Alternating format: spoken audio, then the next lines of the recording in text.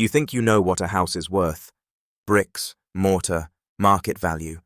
But when Sloane Whitaker handed over $250 for a condemned, boarded-up Victorian mansion, the town thought she was crazy. They were wrong.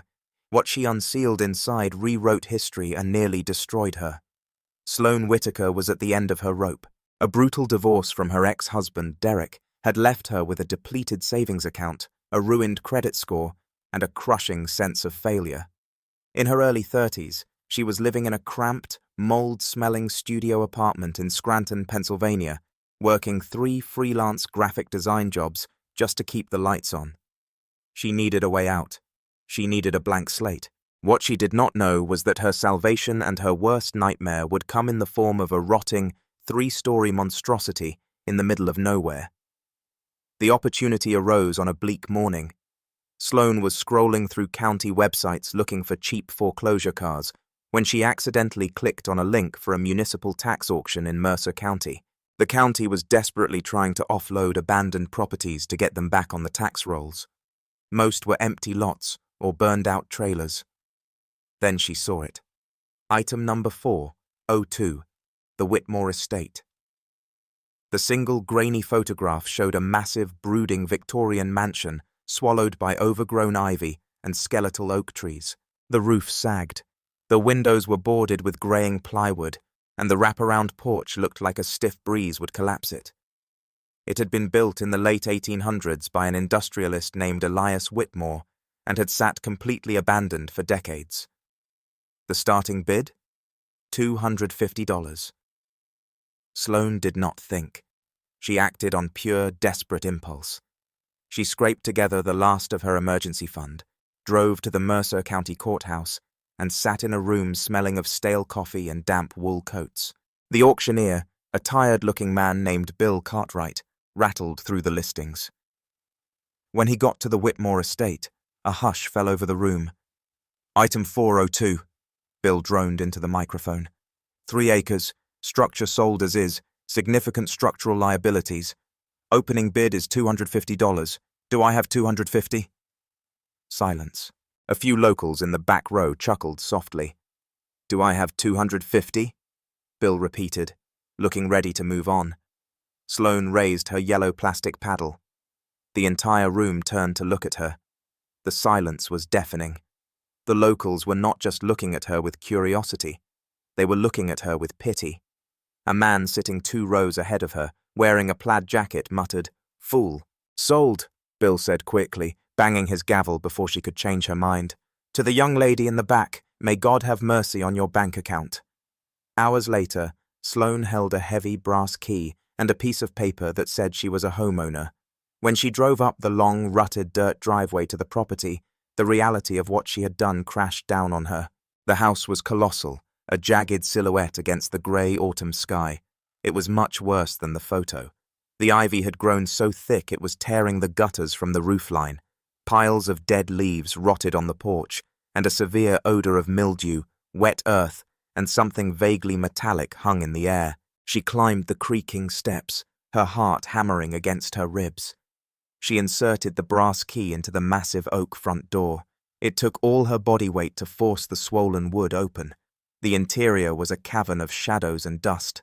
Faint ribbons of light squeezed through the cracks in the plywood over the windows, illuminating a massive foyer with a grand mahogany staircase. The air was thick and unbreathable. Furniture from decades past, a hideous orange floral sofa, a smashed television, sat amidst debris and rat droppings. Peeling floral wallpaper hung from the walls like dead skin. A heavy, oppressive silence pressed against her ears. As she walked through the ground floor, navigating through the parlor, the formal dining room, and the cavernous, grease-stained kitchen, a strange feeling washed over her. It was not just the creepiness of an old house, it was a sense of disorientation. Sloane had studied architectural drafting in college. As she walked the perimeter of the rooms, her brain subconsciously mapped the square footage. Something did not add up. She walked back to the central hallway. She looked at the wall separating the dining room from the library. From the inside of the dining room, the wall was flat. From the library, there was a massive built-in bookshelf. But factoring in the external dimensions of the house she had observed from the front lawn, there was a massive chunk of space unaccounted for. At least 10 feet of depth right in the center of the house. She rationalized it as thick Victorian plaster, chimneys, and plumbing chases. She was overwhelmed, exhausted, and terrified. She had just bought a 6,000-square-foot garbage dump. The next morning, Sloane went into town to buy supplies at the local hardware store. The owner, a burly man named Mike Donnelly, rang up her dust masks, heavy-duty trash bags, and a sledgehammer. "Where you working?" Mike asked casually. "The old Whitmore place on County Road 9, Sloane replied. Mike stopped scanning the items. He looked up, his face hardening. "You bought that place? You are the one from the auction?" "Yes," Sloane said, defensive.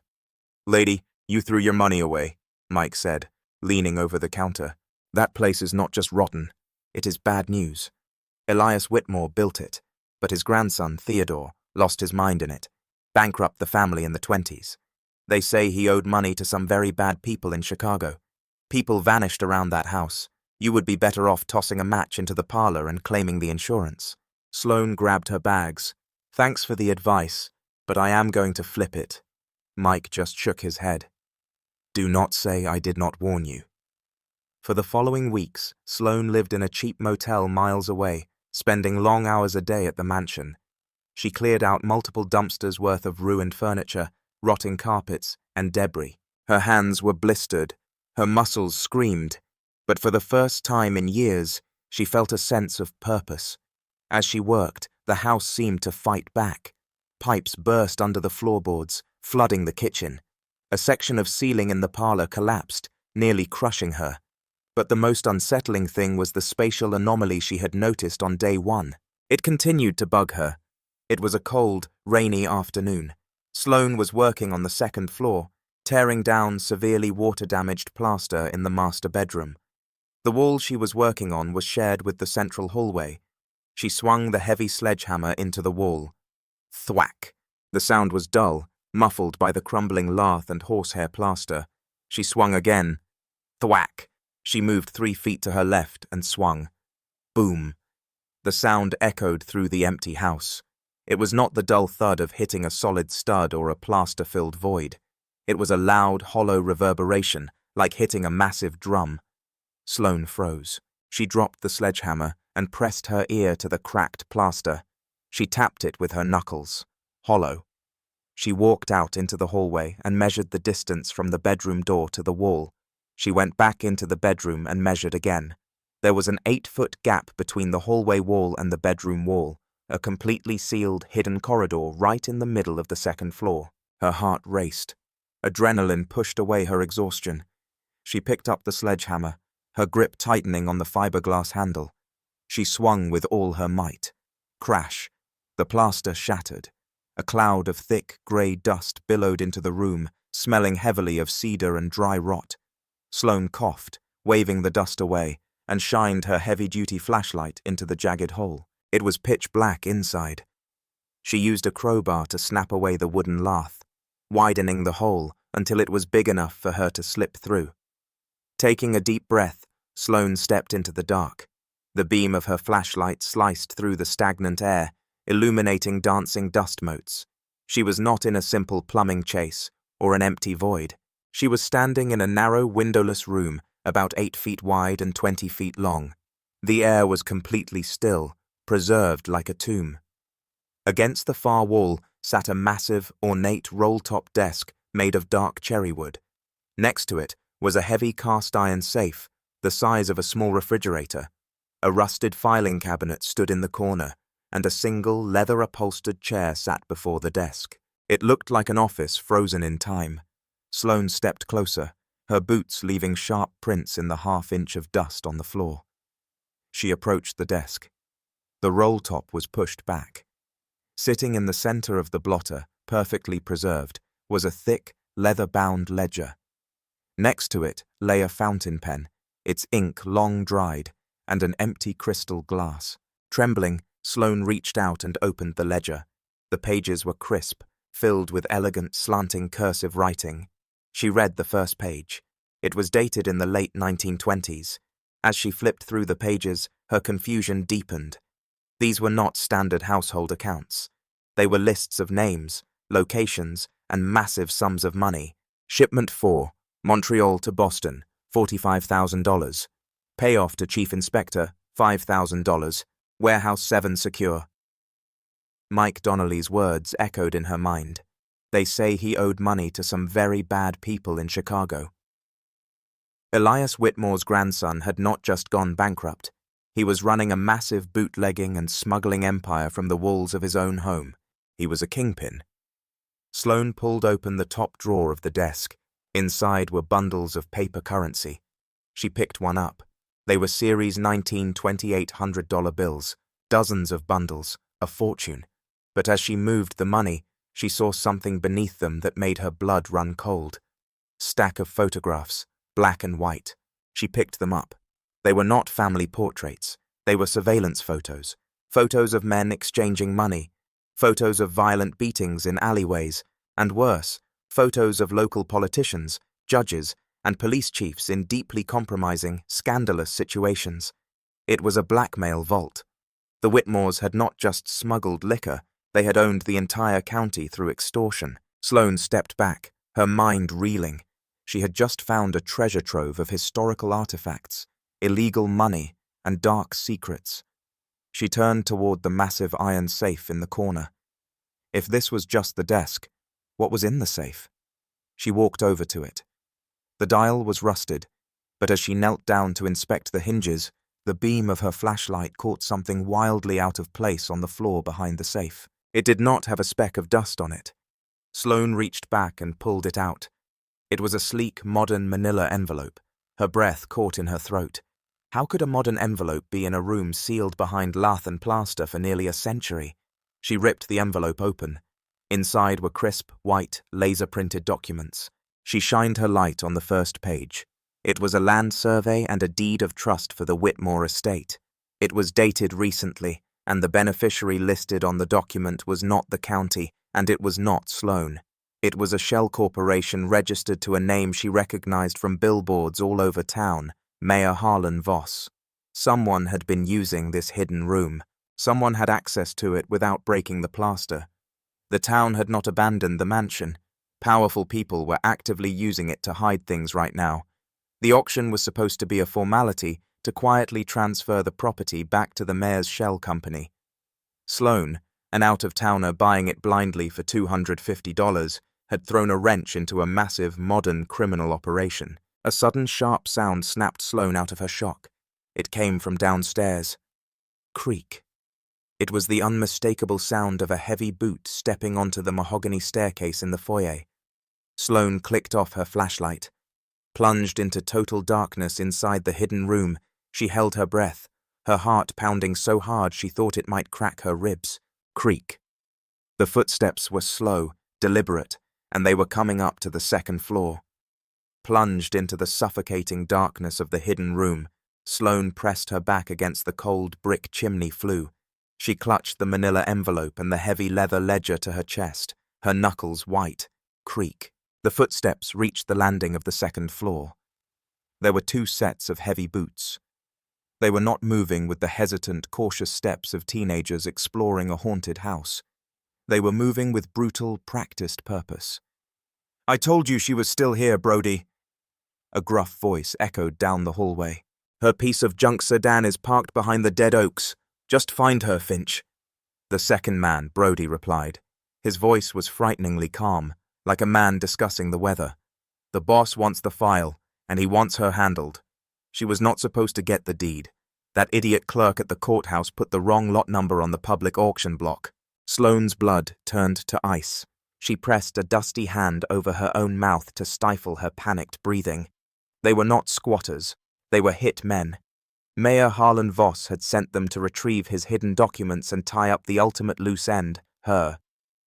The beam of a high-powered tactical flashlight swept across the hallway, cutting through the cracks in the shattered plaster. The heavy boots stopped right outside the master bedroom. "In here!" Finch barked. Sloane watched in sheer terror as the beam of light flooded the bedroom, settling directly on the jagged, gaping hole she had smashed into the wall. "Are you kidding me?" Brody hissed. She found it. She broke the seal. Get in there, Finch ordered. Sloane had seconds. She could not fight two armed men.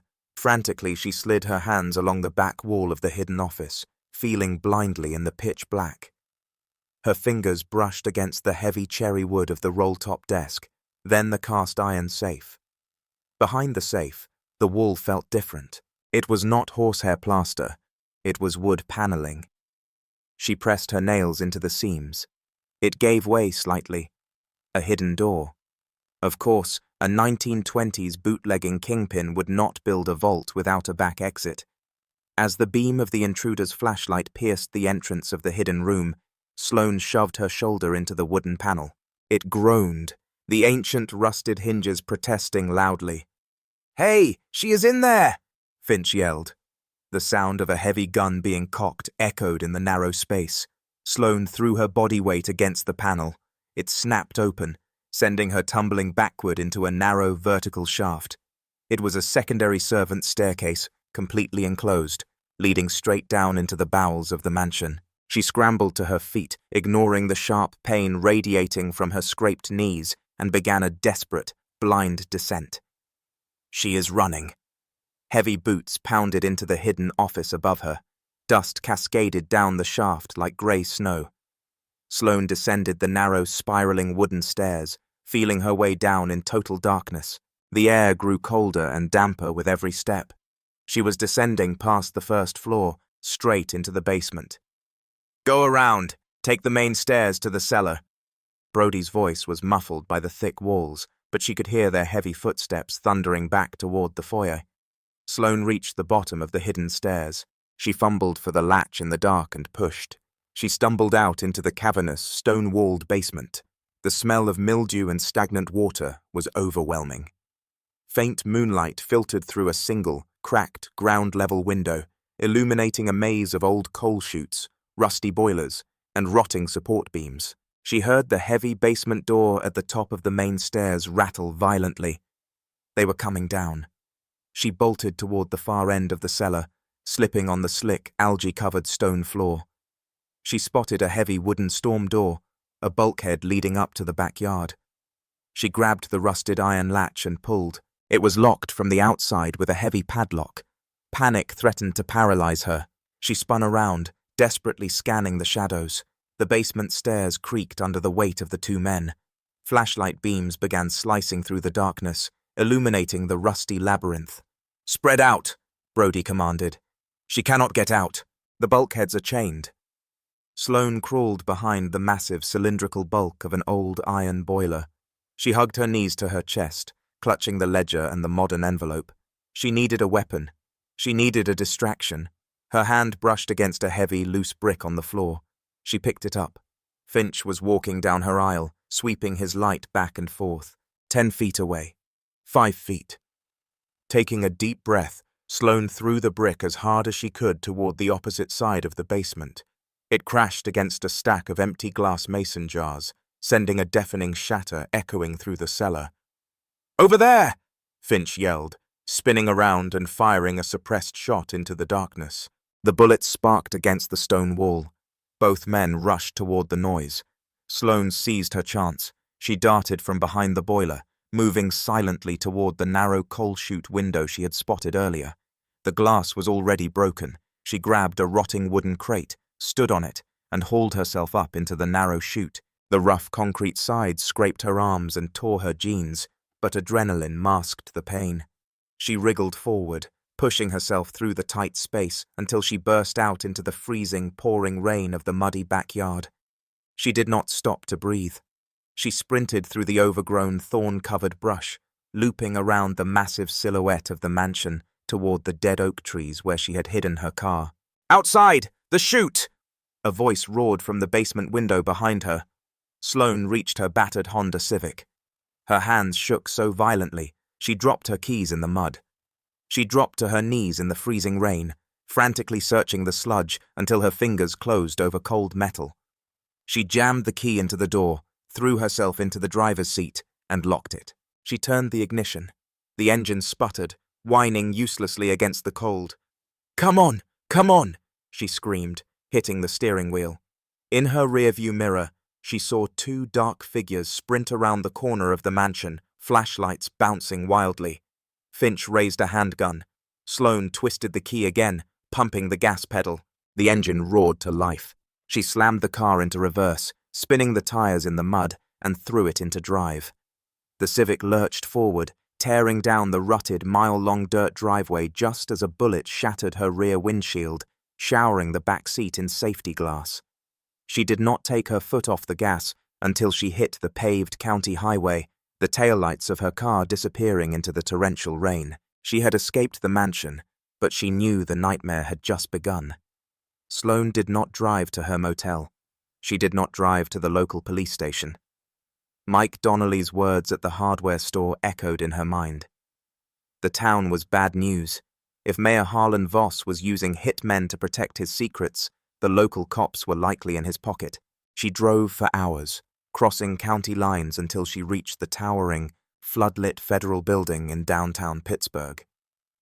It was the middle of the night when she walked into the brightly lit lobby, soaking wet, covered in mud, brick dust, and bleeding from her scraped arms. She marched up to the security desk, slapped the 1920s ledger and the modern manila envelope onto the marble counter, and demanded to see an FBI agent. By morning, Sloane was sitting in a sterile, windowless conference room, a styrofoam cup of lukewarm coffee in her hands. Across from her sat Special Agent Marcus Reed, a sharp-eyed, graying man who had spent hours meticulously reviewing the documents she had brought him. "Ms. Whitaker," Reed finally said, leaning back in his chair and taking off his reading glasses. "Do you have any idea what you have handed us?" "A mess," Sloane croaked, her voice raspy from exhaustion. "A gold mine," Reed corrected, tapping the modern manila folder. "For years, the Bureau has been investigating Mayor Harlan Voss for municipal embezzlement and racketeering. Millions of dollars from public works funds have just vanished. We knew he was hiding physical cash and offshore account ledgers, but we could not find his dead drop. He is too smart to keep it in his home or a bank." Reed pointed to the ruined, muddy shoes Sloane was wearing. "He used the Whitmore Estate, a condemned, unlivable property that the city conveniently kept off the demolition list for a decade. It was the perfect vault. No one goes near it because of the structural danger and the local ghost stories. Voss used the hidden bootlegger's room as his own personal safe." "But how did I buy it?" Sloane asked, bewildered. "If it was his secret vault, why let it go to auction?" "He did not intend to," Reed explained, a grim smile crossing his face. "Voss formed a shell corporation to quietly buy the property from the county for pennies. It was a paper shuffle to completely solidify his ownership before the state audited the county's abandoned properties, but a low-level clerk made a typo and accidentally listed the property on the public tax auction roster. Voss thought his men could just buy it back at the auction, but you outbid the opening reserve before they even realized what was happening. When the gavel fell, a random citizen owned the mayor's multi-million-dollar criminal vault for $250. "And the old ledger?" Sloane asked, gesturing to the dusty, leather-bound book. Agent Reed's eyes gleamed. "That is the greatest piece of historical irony I have ever seen in my career. We ran the names in the 1920s ledger. Elias Whitmore's grandson did not just blackmail random politicians. The primary judge he was extorting? Judge Elias Voss, the current mayor's great-grandfather. Corruption, it seems, is a family tradition." Within a day, the Whitmore Estate was swarming with federal agents. Black SUVs tore up the muddy driveway. Brody and Finch were apprehended at a local motel, packing their bags to flee the state. When the FBI brought industrial saws and cut open the massive cast-iron safe in the hidden room, they did not just find Mayor Voss's offshore bank codes. They found $3 million in vacuum-sealed, untraceable $100 bills. Mayor Harlan Voss was arrested at a ribbon-cutting ceremony for a new community center, handcuffed in front of the local news cameras. The town was rocked by the scandal, the local political machine entirely dismantled overnight. As for Sloane, the legal fallout was incredibly complex, but ultimately miraculous. Because she had legally purchased the property at a county auction, the physical structure and its historical contents belonged to her. While the FBI seized the modern $3 million as criminal evidence, the 1920s artifacts, the vintage $100 bills, the untouched antique furniture, and the incredibly rare historical blackmail ledger were declared her lawful property. Sometime later, Sloane Whitaker stood on the manicured lawn of the Whitmore Estate. The grey plywood was gone from the windows, replaced by gleaming, historically accurate glass. The sagging roof had been completely rebuilt, and the menacing ivy had been pruned away to reveal the breathtaking Victorian architecture beneath. She had not flipped the house to a random buyer. She had sold the incredible cache of mint-condition 1920s currency to private collectors for over $1 million. She sold the bootlegging ledger to a National History Museum for an undisclosed, life-changing sum. With her newfound wealth, she hired the best restoration architects in the state to bring the mansion back to its former glory. A sleek black car pulled up the newly paved driveway, and a wealthy executive stepped out, eager to finalize the purchase of the fully restored historic home. Sloane smiled, feeling the warm sunshine on her face. She was no longer the desperate, broken woman living in a moldy apartment. She was a survivor who had unburied a century of secrets, brought down a corrupt empire, and turned a $250 mistake into an absolute masterpiece. She handed the keys to the new owner, walking away from the shadows forever. Did Sloane's incredible discovery leave you speechless? What would you have done if you found a secret room in a $250 mansion? Drop a comment below and let us know. If you loved this crazy real-life story, hit that like button, share it with your friends, and subscribe to our channel for more unbelievable mysteries and dramatic true stories. Turn on notifications so you never miss out.